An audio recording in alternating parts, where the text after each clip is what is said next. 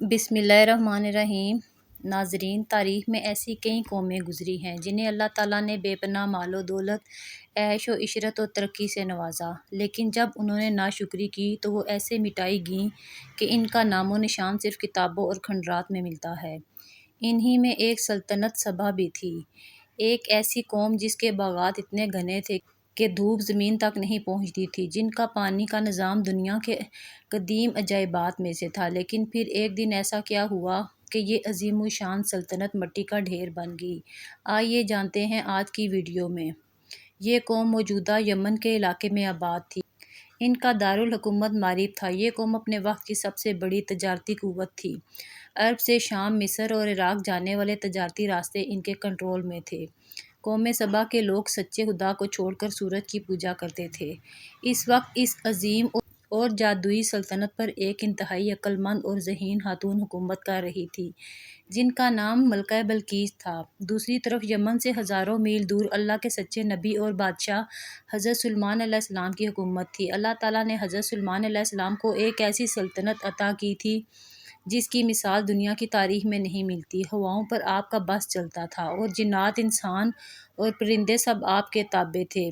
एक दिन हज़रत सुलेमान अलैहिस्सलाम ने अपने दरबार में परिंदों का जायज़ा लिया तो उन्होंने देखा कि हुद-हुद नामी परिंदा दरबार से गायब है।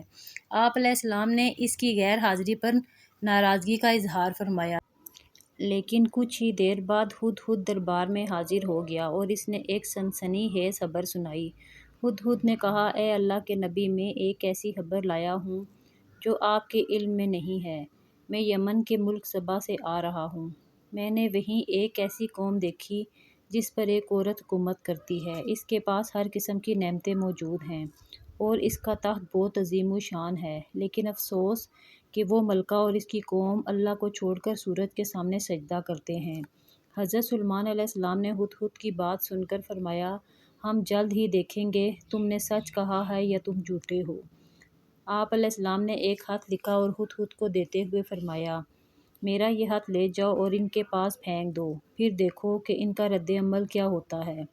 हुद-हुद वो खत लेकर उड़ा और मलका बल्कीस के महल में जाकर इसके सामने गिरा दिया। जब मलका बल्कीस ने वो खत पढ़ा तो इसके चेहरे का रंग उड़ गया। इसने फ़ौरन अपने तमाम वज़रा और दरबारियों को जमा किया और कहा, ए मेरे दरबार के बड़ों, मेरी तरफ एक बहुत ही मोअज़्ज़ज़ खत फेंका गया है। ये खत सुलेमान अलैहिस्सलाम की तरफ से है और ये अल्लाह के नाम से शुरू होता है जो बड़ा मेहरबान और नहायत रहम वाला है। इस खत में लिखा है कि मेरे सामने सरकशी ना करो और फर्माबरदार बनकर मेरे पास हाजिर हो जाओ। मलका बल्कीस ने अपने दरबारियों से मशवरा मांगा। दरबारी कहने लगे, हम बहुत ताकतवर हैं और लड़ने की भरपूर सलाहियत रखते हैं, लेकिन फ़ैसला आपके हाथ में है। मलका बल्कीस एक सुलह पसंद और दूरअंदेश खातून थी। वो जंग के होलनाक नताइज से वाकिफ़ थी। इसने कहा, बादशाह जब किसी बस्ती में दाखिल होते हैं तो उसे उजाड़ देते हैं और वहाँ के इज़्ज़तदार लोगों को ज़लील कर देते हैं। इसलिए मैं जंग नहीं करूँगी, लेकिन मैं सुलेमान अलैहिस्सलाम को कुछ कीमती तोहफ़े देकर भेजती हूँ और देखती हूँ कि इनके सफ़ीर क्या जवाब लेकर वापस आते हैं। मलका बल्कीस ने सोने, चांदी और हीरे जवाहरात से लदे हुए ऊँट हज़रत सुलेमान अलैहिस्सलाम के दरबार की तरफ रवाना कर दिए। लेकिन जब ये कीमती तोहफ़े हज़रत सुलेमान अलैहिस्सलाम के सामने पहुँचे तो उन्होंने मुस्कुरा कर इन्हें ठुकरा दिया। आप अलैहिस्सलाम ने सफ़ीरों से फरमाया, क्या तुम माल के ज़रिए मेरी मदद करना चाहते हो? जो कुछ अल्लाह ने मुझे दे रखा है वो इससे कहीं बेहतर है जो तुम्हें दिया है। अपने ये तोहफ़े वापस ले जाओ। हम इन पर ऐसे लश्कर लेकर आएंगे जिनका वो मुकाबला नहीं कर सकेंगे और हम इन्हें वहाँ से ज़लील कर कर निकाल देंगे हमेशा के लिए। जब मलका बल्कीस को अपने सफ़ीरों से ये पैगाम मिला तो वो समझ गई कि सुलेमान कोई आम बादशाह नहीं बल्कि अल्लाह के सच्चे नबी हैं। चनाचा इसने जंग का ख्याल छोड़ दिया और ख़ुद हज़रत सुलेमान अलैहिस्सलाम के दरबार में हाजिर होने के लिए रवाना होगी। अभी मलका बल्कीस रास्ते में ही थी कि हज़रत सुलेमान अलैहिस्सलाम ने अपने दरबार में मौजूद जिन्नों और इंसानों से एक अजीब फरमाइश की। आप अलैहिस्सलाम ने फरमाया, तुम में से कौन है जो मलका बल्कीस के यहाँ पहुँचने से पहले इसका वो अजीम शान तख्त मेरे पास ले आए।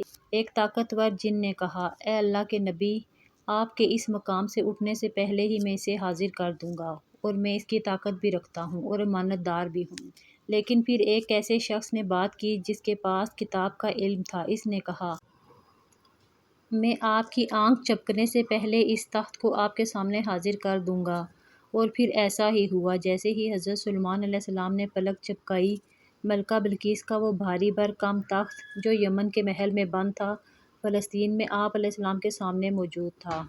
جب ملکہ بلقیس دربار میں پہنچی تو حضرت سلیمان علیہ السلام نے اس سے پوچھا، کیا تمہارا تخت بھی ایسا ہی ہے؟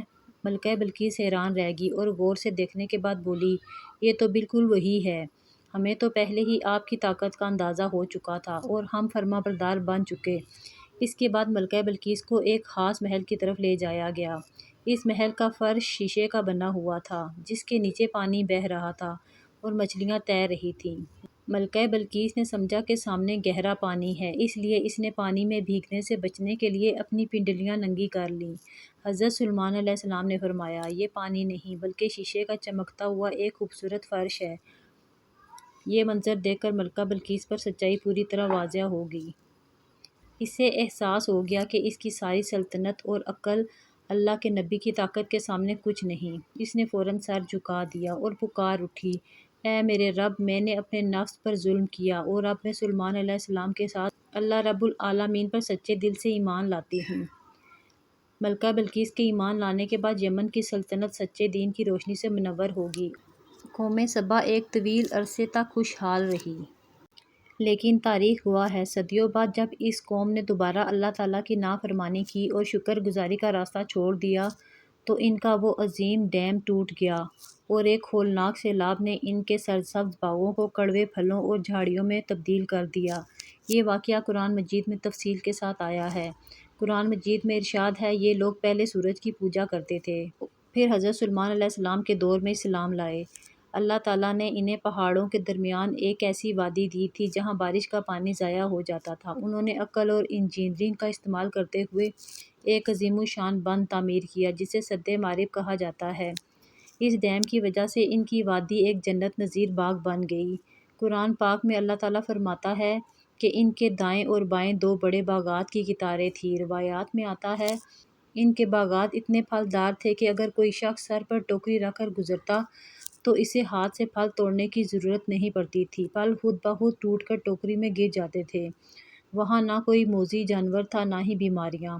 اللہ تعالیٰ نے انہیں حکم دیا کہ اپنے رب کا رزق کھاؤ اور اس کا شکر ادا کرو، لیکن وقت گزرنے کے ساتھ یہ قوم عیش و عشرت میں پڑ گئی اور انہوں نے اللہ تعالیٰ کے انبیاء کی نافرمانی شروع کر دی۔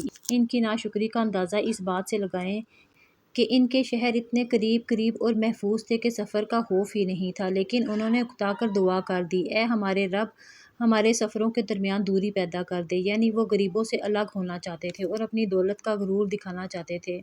انہوں نے اپنی جانوں پر ظلم کیا۔ جب ان کی سرکشی حد سے بڑھ گئی تو اللہ تعالیٰ نے ان پر سیلاب ارم بھیجا۔ اس عذاب کی شروعات ایک چوہے سے ہوئی جس نے سد معرب کی بنیادوں کو کھوکھلا کر دیا۔ جب بارشیں ہوئیں تو وہ مضبوط ڈیم دباؤ برداشت نہ کر سکا اور ٹوٹ گیا۔ ایک ہی رات میں پانی کے زبردست ریلے نے ان کے عالی شان محلات اور باغات اور پوری تہذیب کو تہس نہس کر دیا۔